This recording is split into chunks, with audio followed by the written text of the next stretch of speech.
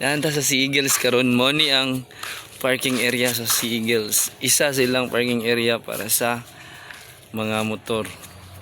Actually, pwede pa ka mo parking dira sa gawas kay pagsulod nimo pagpasok mo pagpasok mo sa entrance, yan, makikita mo na lahat ng parking. Ang lawak ng parking ng Sea Eagles, kaya kung meron kayong mga sasakyan, mga dump truck, mga tangke, pwede nyong i-parking dito.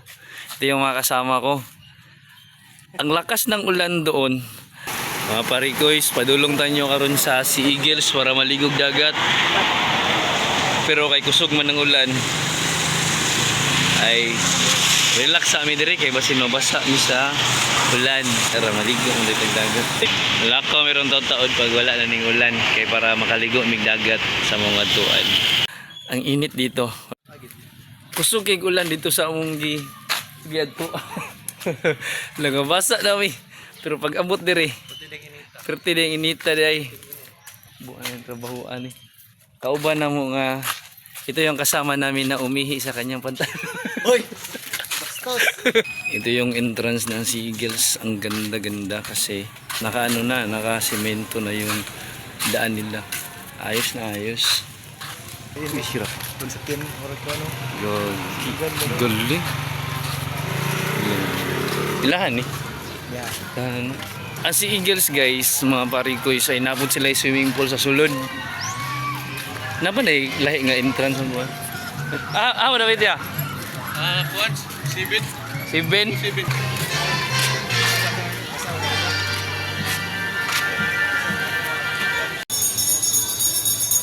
Mo ni ang area sa sulod sa Sea Eagles. Pwede kayo siya pang team building. Kung gusto mong magdula-dula sa inyo mga kauban, dula-dulaan ninyo sila, pwede nyo sila diri dula-dulaan. Ano guys, muna yung mga kauban karon mamalhin mi og cottage kay wala na may pagkaon sa mong cottage. Mangita bigla yung cottage nga na pagkaon. Muna yung asawa ni Binji. Maparikoys, muna yung asawa ni Binji o kana. So kung namoy plano magdula-dula, pwede mo diri. Pwede nyo sila dulaan diri inyong mga kuan. Pwede mo magdula diri sa inyong mga family.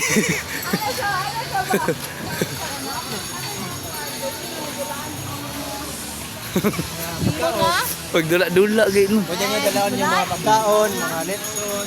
Daghan kayo og cottage ang Sea Eagles. Kaya kung gusto mo limpyo nga dagat, diri na mo.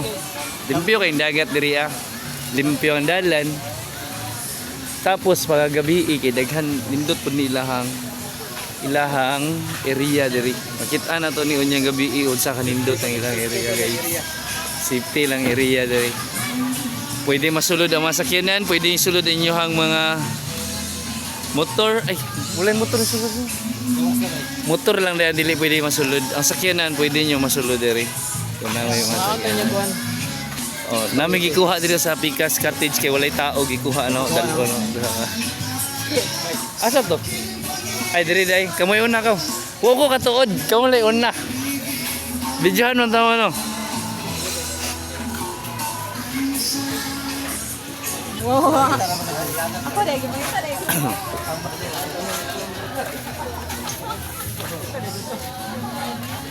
Kay nanami diri sa isa ka cottage sa Tag-iya, mo ni ang Tag-iya sa cottage. Ay mo ni ang crush ni Jubay. Mangga. Mamalhin na pud mi diri sa cottage nila ante kay humanawan mi dito sa Pika. Sila kante. Ang parikoys mo ni ang Tag-iya diri kani. Siya ang amo. May viewing deck ang Sea Eagles para sa mga mahilig mag selfie. Pwede kayo mo diri mga parikoys. Pwede nyo makuha ang kanindot sa mga island. Napod sila island hopping. island hopping kay kana. Kung daghan mo mga nihi diri, pwede mo dira magsakay. Kung gamay ra pud mo, pangulit na lang mo sa inyo ha. Kung gamay ra mo mga nihi, kano mga nihi mo gamay ra mo. Pag mag-island hopping mo, gikan dira ay gimali. Gikan diri dito, tapos tuyo ko na niya dito. Tuyo balik na wad mo. Wala ilang island hopping adventure. Parikoys na abta na tagabi diri sa Sea Eagles. So inani ang iyahang view kapag gabi na diri sa Sea Eagles Beach Resort. Tugnaw kayo karon. Kay hapit na magpasko. Pero February pagod ron ay March. So mo ni ang view dili kay maklaro kay dili man tanindot og cellphone gud ba. Hindi ang tagapag cellphone pero makikita ang gihapon. Kung makita niyo, kung naa mo diri maklaro jud niyo mga green kayo ang dagat mga parikoys, limpyo jud dya. Okay. Or sa mga gusto og nindot ang ambience, gusto og limpyo nga palibot, the best jud ang Sea Eagles. Patag bayra na niya by experience lang jud.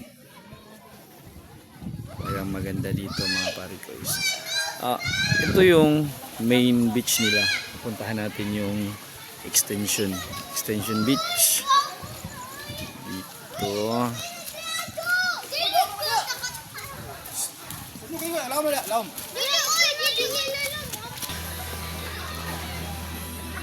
Kung maganda yung cellphone nyo,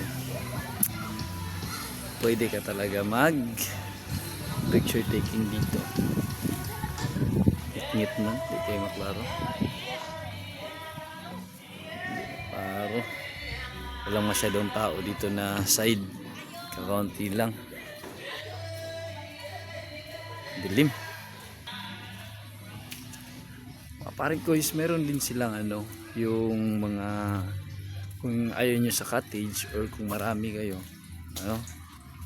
pupunta kayo dito na buong pamilya, meron silang mga yung isang buong bahay na good for a big family.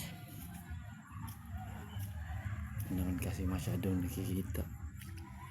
Yan, kasama yan. Ito, marami to dito. Tapos meron din silang mga piso wifi sa bawat kanto. May malaking area din dito. Stage. Walang ang dilim.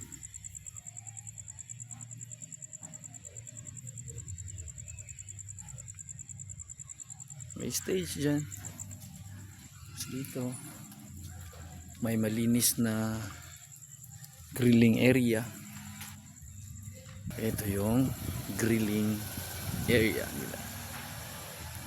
Kita nyo naman, malinis.